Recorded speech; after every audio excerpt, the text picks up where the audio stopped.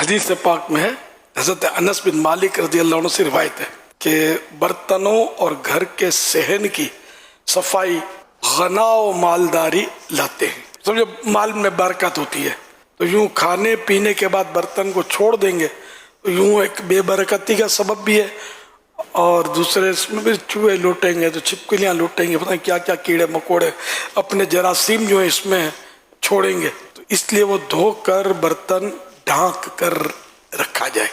تاکہ کاکروچ اور اس طرح کے کیڑے مکوڑے بھی اس میں نہ جا سکیں، اس طرح ڈھانک لیا جائے۔ اب مکڑی کے چالے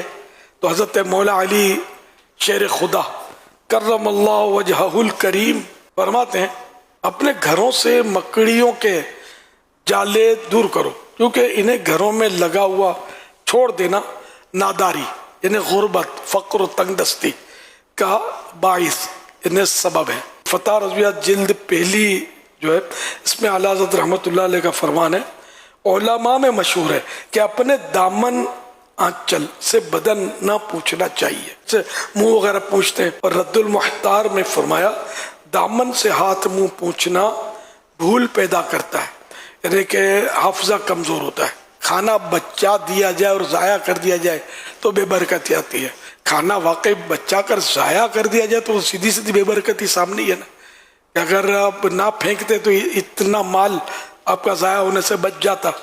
تو یہ برکت ہوتا،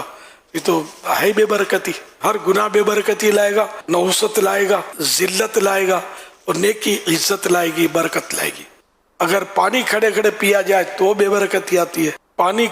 بیٹھ کر پینا سنت ہے، منع کیا گیا حدیث پاک میں، اگر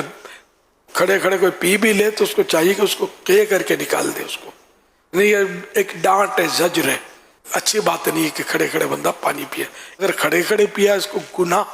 تو نہیں کہا جائے گا کہ گناہ ہے، سنت ترک ہوئی، الا آب زمزم شریف کھڑے ہو کر پیئیں گے کہ یہ بھی سنت ہے، کھڑے کھڑے پینا آب زمزم، اور وضو کا بچا ہوا پانی، کھڑے کھڑے کھانا کھایا جائے تو یہ بھی ظاہر ہے کہ وہ سنت نہیں ہے، سنت یہی ہے کہ بیٹھ کر کھانا کھایا جائے۔ اگر دانتوں سے ناخن کو کاٹا جائے تو بے برکتی آتی ہے، دانت سے ناخن نہیں کاٹنے چاہیے کہ مکروہ ہیں، اور اس میں مرض برس